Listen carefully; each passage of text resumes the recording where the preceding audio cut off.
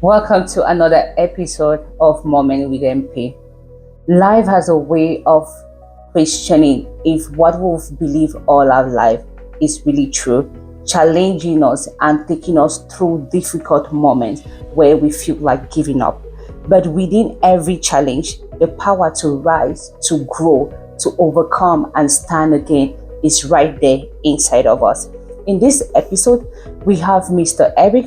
He'll be talking about his life journey, the struggle, the setback that defined the moments of his life that helped to shape who he is today. More importantly, he shared how he was able to overcome and triumph over everything. So get ready and to be inspired, because this story reminds us that no matter what happened, there is still a reason for us to move on, to strive, to win. There is a win for everyone.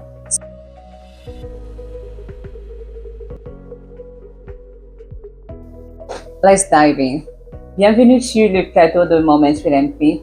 Nous sommes ravis de t'avoir aujourd'hui. Merci. Alors, comment vous vous sentez d'être là? Oh, c'est un moment où j'attendais, un moment où j'attendais avec beaucoup d'impatience. Ouais.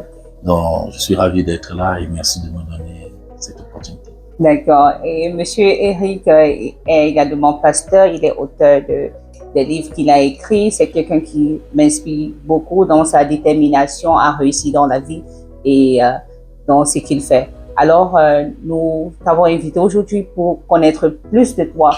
Parle-nous de ton histoire. C'est quoi la personne cachée derrière cette personnalité que nous voyons? Wow, je dirais en mot d'entrant. Yeah. Mon nom, je suis Eric Joseph. D'accord. Je suis né le 14 février. Oh, la Saint-Valentin, wow. Je suis pasteur. J'ai donné ma vie au Seigneur le 16 octobre 2000.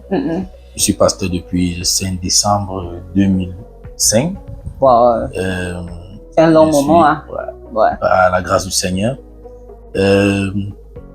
Je suis fondateur d'une église, une vision, Zoé Movement. Donc, il y a une branche à Yaoundé et à Douala. D'accord. Je suis un homme comme tout le reste. Aujourd'hui, on va y aller des hommes et les hommes-femmes. D'accord. Je suis un homme et je suis passionné de Jésus. Amen. Toute ma vie, c'est Jésus. C'est ravi de connaître plus par rapport à vous. Et je sais que derrière cette belle histoire, cette belle personnalité, cette galanterie que nous voyons là, il y a une histoire à raconter. Donc, amenez-nous dans le passé. Quel est ce moment qui vous a marqué, qui vous a intrigué et a marqué un changement radical pour vous dans la vie? Merci, MP.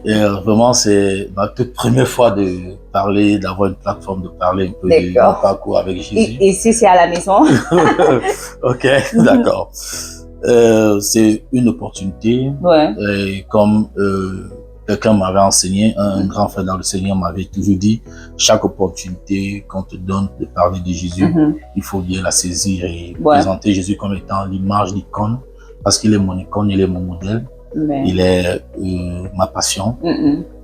Derrière cette personne que vous voyez, il y a une très belle histoire. Parce que en Jésus, j'ai appris qu'il n'y a pas de mauvaise histoire. Il n'y a pas, il y a une douleur pour une joie. Il y a une conséquence pour une cause. Et pendant que je marche avec Jésus, déjà c'était très difficile. C'était vraiment mon introduction en Jésus était très douloureux. Je suis curieuse de savoir, de comprendre le toi avant Jésus.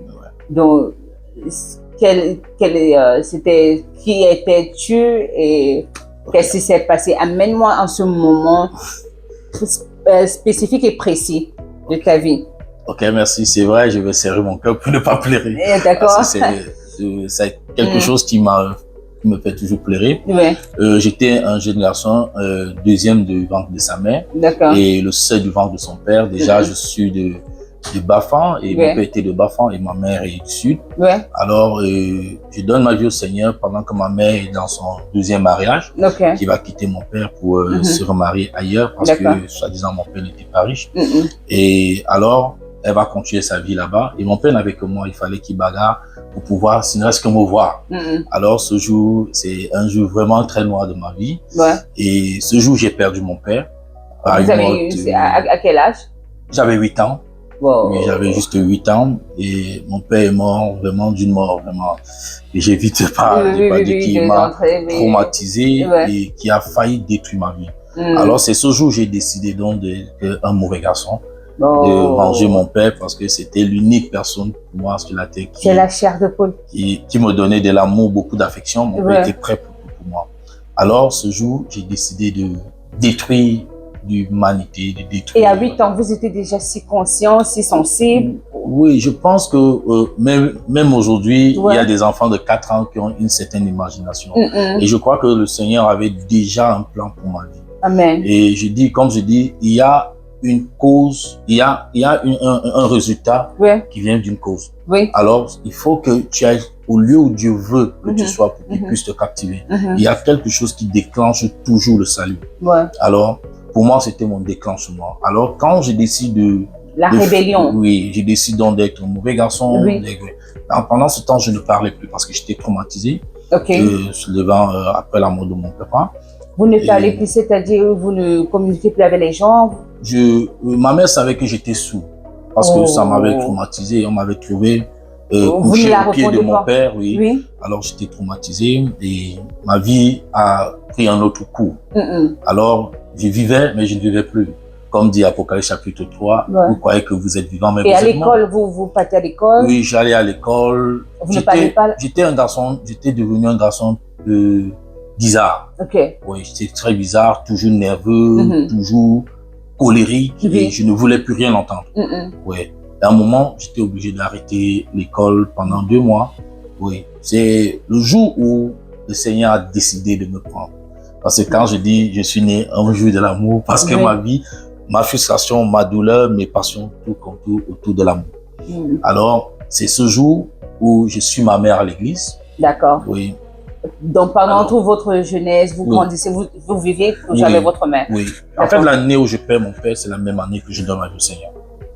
Donc, je crois 3 mois après. Oui. Parce que j'avais tellement une colère, une vengeance, où je voulais faire quelque chose qui n'était pas bien. Alors, ce jour, j'avais un ami son père était franc-maçon. D'accord. Oui, et je vais aller voir son père, je vais lui dire, moi, je vais vendre ma famille. Parce qu'il ne me servait à rien. Et il me dit, tu es sûr? J'ai dit oui. Alors, il me pose des conditions, je dis, ok, je vais aller réfléchir. Alors, ce jour, je prends ma décision, c'est ce jour où je rencontre la maman qui m'a amené au Seigneur. Alors, elle va m'interpeller, elle m'a amené chez elle. Vous êtes toujours en contact? Oui, on a perdu le contact depuis. Aujourd'hui, elle est en Belgique. Oui, elle est en Belgique avant que je ne vienne ici. J'avais eu à causer avec elle. Oui.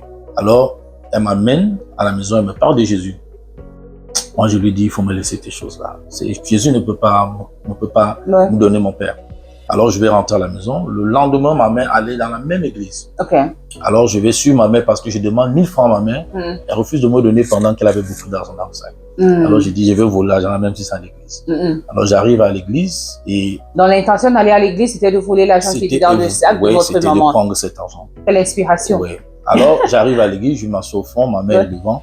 Et on était en train de chanter ce chant, Mon Dieu a tout payé. Et je me suis mis à chanter, à danser du fond de l'église jusqu'à devant le pasteur.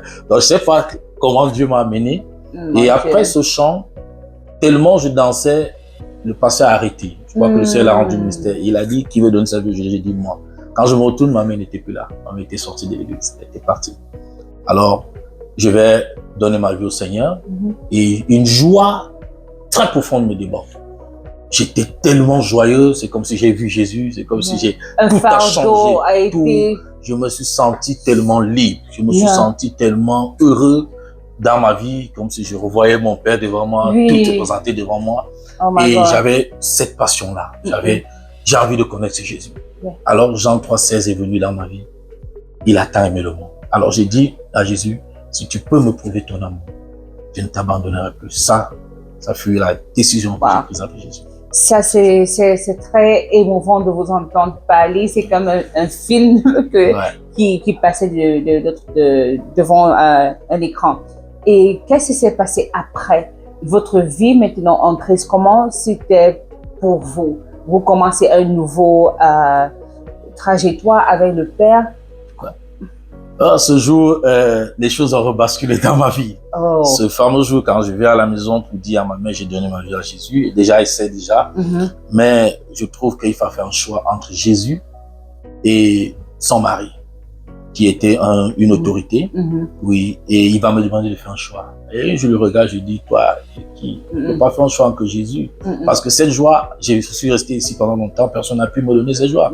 Alors, il va me demander de choisir, je vais choisir Jésus et je vais rentrer à l'église. Donc, depuis ce jour, je suis sorti de la maison de ma mère, j'avais 10 ans. Tu as été mis hors de la maison, c'est ça? Oui, il fallait que je fasse un choix. Et je crois que j'avais 10 ans et je suis rentré à l'église. De l'église... Qu'est-ce qui t'a donné ce courage? Je dirais, mon courage ne vient pas de la chose, ne vient pas de quelqu'un. Ça vient d'une raison que je ne connais pas, qui est le Seigneur. Et ça a été la seule chose qui m'a fait faire traverser les épreuves et les difficultés de la vie. Parce que je dis toujours aux gens, je ne suis pas venu en Jésus parce que j'ai faim, parce que j'ai pas de vêtements, parce que je suis malade, parce que je veux l'argent.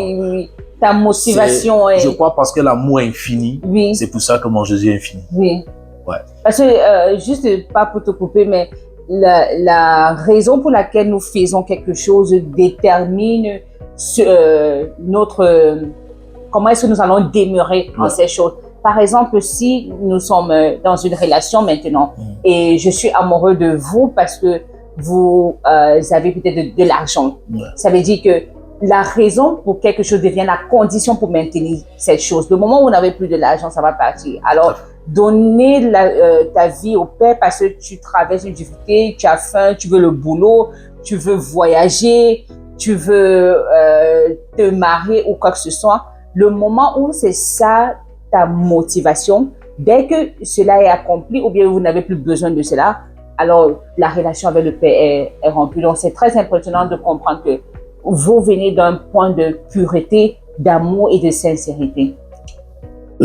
Moi, j'ai toujours dit, le jour où je laisse Jésus, c'est le jour où je vais... Peut-être la mort, c'est fuir la souffrance.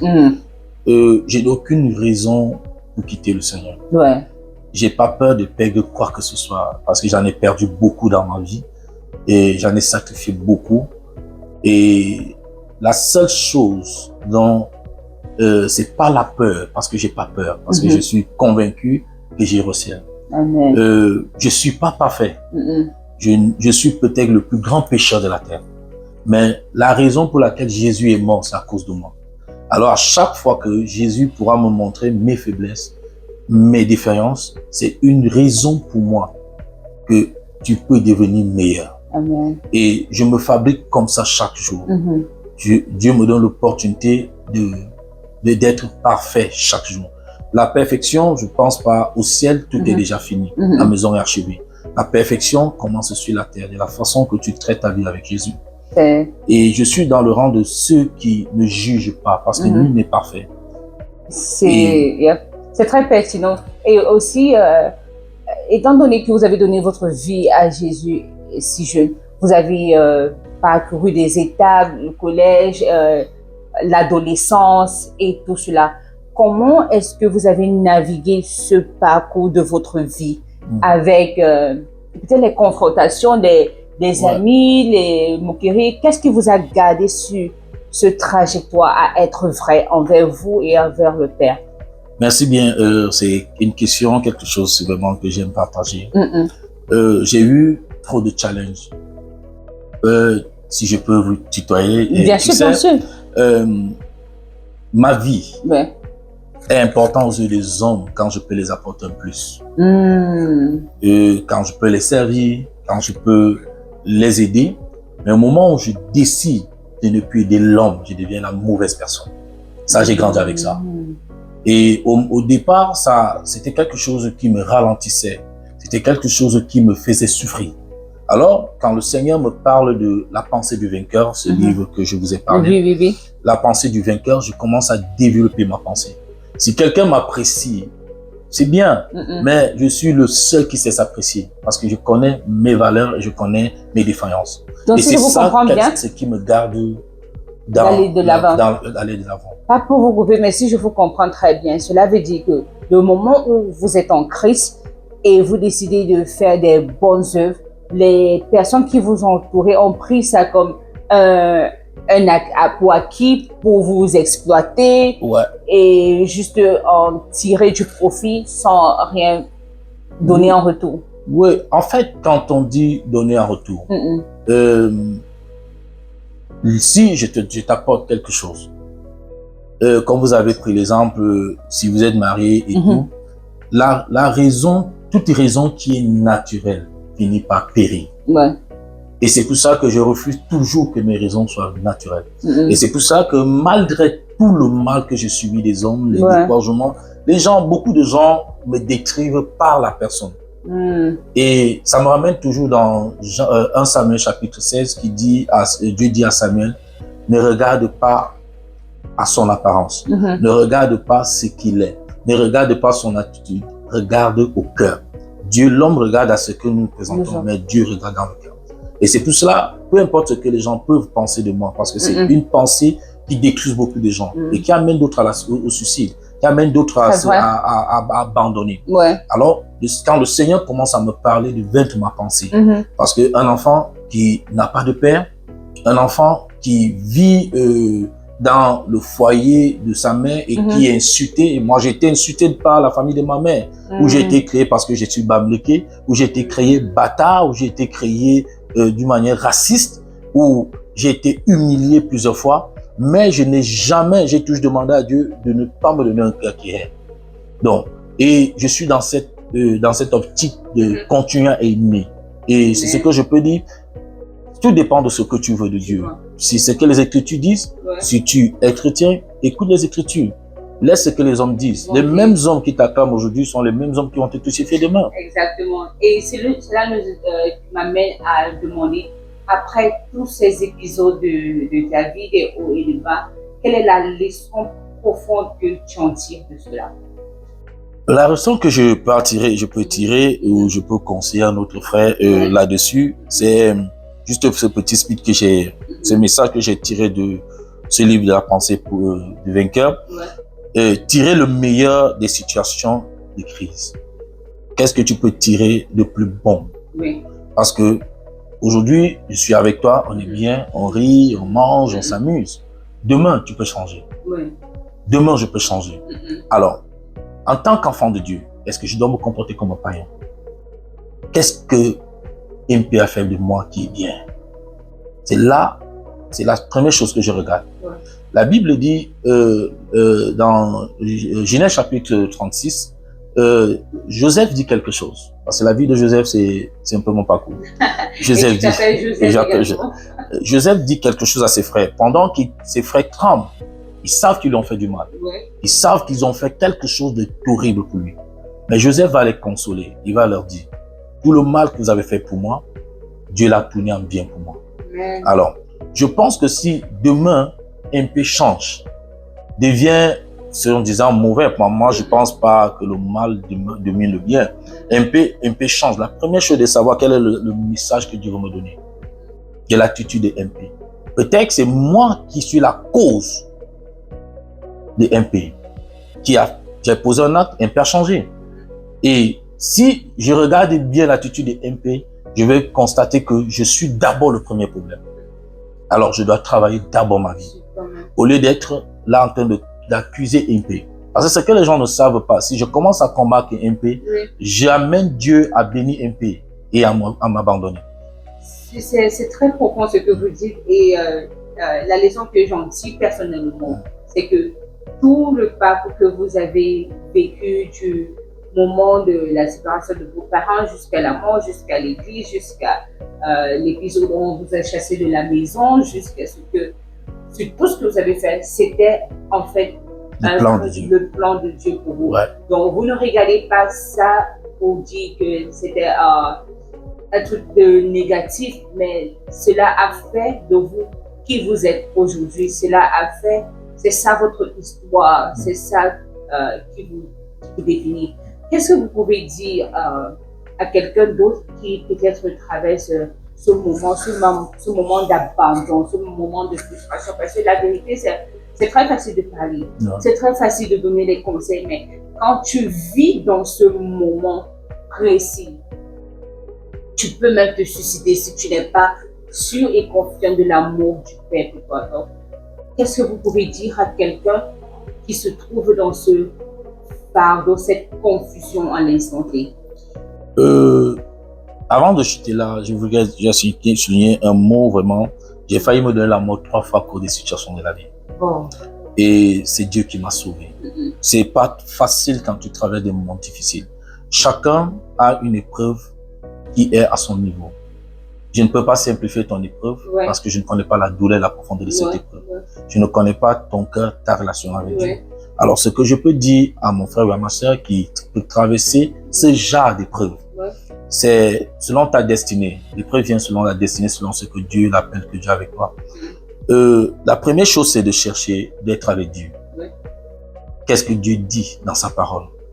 Rentre d'abord sur la parole de Dieu. C'est la parole de Dieu qui va te reconforter, qui va te donner la capacité, la force même pour pouvoir braver l'esprit. La deuxième des choses que je peux souligner là, c'est vous devez agir selon les instructions reçues de Dieu. Qu'est-ce que Dieu t'a dit face à cette situation, face à ce problème, face à cette personne? Qu'est-ce que Dieu t'a dit? Parce que peu importe ce que les gens vont te dire, la vérité reste ce que Dieu lui dit concernant cela. Et la troisième des choses, c'est de rester à la maison, c'est-à-dire dans l'église. Rester à l'église, rester avec Dieu. Parce que le plus souvent, les gens fuient souvent la présence de Dieu quand les cas deviennent difficiles. Ils vont aller chercher les solutions chez les hommes. La Bible dit dans Psaume, malheur à celui qui se confie aux hommes. Alors si tu te confies aux hommes, sache que ton problème va devenir plus grand. Et tant que tu n'as pas compris l'épreuve, l'enseignement que Dieu te donne dans ton épreuve, cette épreuve va mettre long et elle risque de détruire beaucoup de choses dans ta vie. Donc la meilleure chose pour moi, ce que je fais, c'est de chercher Dieu. Qu'est-ce que la parole de Dieu me dit? Qu'est-ce que Dieu m'a dit face à ces situations? Qu'est-ce que je dois faire? À l'église, je dois chercher, je dois louer Dieu, je dois adorer Dieu. Je dois rester dans la présence de Dieu. Parce que ce qui tue le feu, c'est le feu. C'est très profond ce que vous partagez. Et juste pour partager avec vous, pour moi, personnellement, ce que j'ai l'habitude de faire, quand je traverse un moment vraiment difficile, traumatisant, je ne sais pas si je vais me réveiller le lendemain, je pense à mon témoignage. Le Saint-Esprit m'amène toujours sur une plateforme en avance, donc pas le moment précis. Disons, il m'amène 2, 3, 4 ans en avance et il me fait voir l'image et il me demande, c'est quoi le témoignage que tu as envie de donner de ce moment, de cette période? C'est quoi le conseil que tu as envie de donner à tes enfants, à les personnes qui te suivent, les personnes qui tu inspires? C'est quoi la leçon que tu as envie de donner? Comment est-ce que tu as pu traverser ce moment? Donc, à chaque point, il m'amène à une vision de mon témoignage dans le futur. Et cela m'aide à me rétablir pour que ce témoignage ne soit pas que j'ai lâché, je me suis suicidée, j'ai abandonné. Non, mais je me suis réveillée, j'ai poussé fort, j'ai travaillé dur, je suis allée vers le Père, j'ai cherché la volonté du Père pour moi. Alors, ça m'aide à me ressusciter et à prendre des meilleures décisions. Donc, je ne sais pas si je peux ajouter quelque chose là-dessus. Parfois, l'épreuve, c'est un enseignement. Et le plus souvent, quand on a des problèmes, on accuse Satan. On accuse les grands-mères, les grands-pères du village. Je pense que lorsque tu as un problème, la première des choses, c'est de te poser la question à toi. Qu'est-ce que j'ai pas bien fait? Qu'est-ce que Dieu attend de moi? Comment je peux résoudre? Je peux te dire, nous pouvons passer les mêmes problèmes, mais nous n'aurons pas les mêmes résultats. Et les problèmes ne seront pas résolus au même moment. Et ce qui nous tue aujourd'hui, c'est parce que nous voulons nous conformer au siècle présent. Nous voulons nous conformer aux autres. Nous voulons aller vite sans savoir si c'est le temps et c'est le rythme de Dieu. Donc, pour moi, lorsque je suis dans une épreuve, quand j'ai un problème, en fait, ce que j'ai appris ces 2 dernières années, c'est Eric, qu'est-ce que tu n'as pas fait? Wow. Où est-ce que tu as fait mal? Parce que c'est moi qui sera jugé. Ouais. Ce n'est pas toi. Alors, Seigneur, j'ai fait mal, je me reprends. Et je cherche à devenir une nouvelle personne. Cela m'amène à te poser une dernière question avant que nous allons conclure. C'est quoi ta prochaine étape pour la vie? Quelle est cette chose que tu as envie d'acquérir pour toi? Quelle est cette vision? Quel est cet accomplishment que tu cherches? Ça a été toujours ma passion depuis plus jeune, être un bon leader. D'accord. C'est-à-dire, je n'aime pas prêcher par ma bouche, par les témoins des autres. Je veux prêcher par ma propre vie. Ouais. Et c'est pour ça que je préfère subir pour attirer des leçons.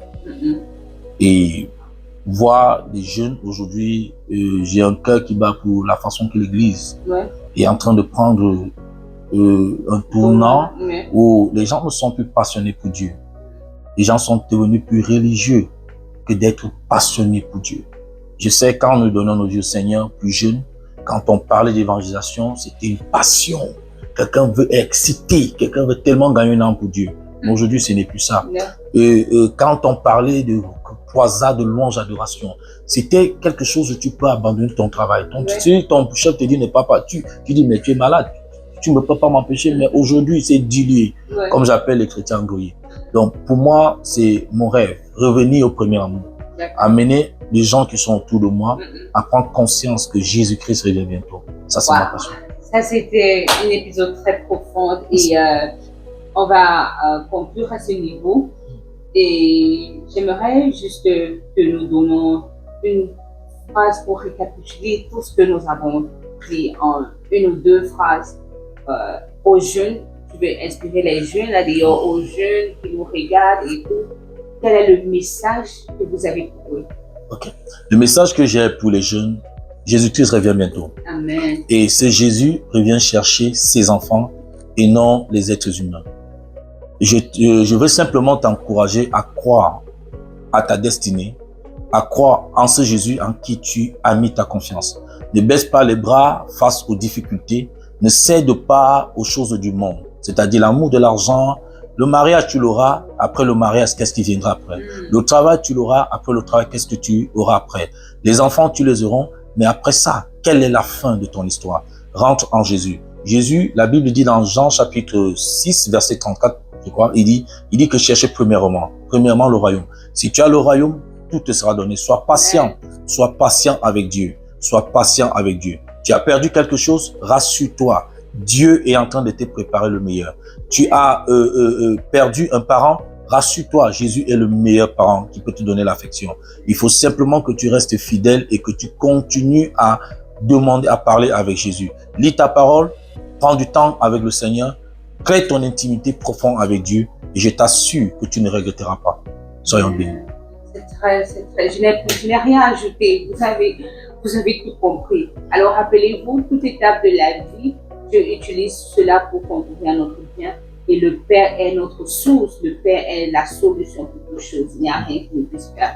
Et avant que nous arrêtons, juste pour partager votre Facebook, peut-être qu'il y a des jeunes là qui sont dans cette saison et veulent être connectés avec vous et en parler plus. C'est vrai que dans mon Facebook, j'ai pas encore commencé des lives. Ah, okay. C'est quelque chose que j'ai commencé à faire des petites formations pour pouvoir avoir une plateforme. J'ai pas encore YouTube et parfois TikTok. Oui, TikTok de temps en temps. Oui, et ce que je fais régulièrement, c'est j'ai des groupes de prières dans des WhatsApp qui viennent de bouche à oreille. Donc, je n'ai pas encore une plateforme comme celle-là. Donc, on peut partager votre email parce que j'aimerais juste que s'il y a seulement quelqu'un qui veut entrer en contact avec vous et pour en parler plus. Donc, on va juste ajouter sur la description.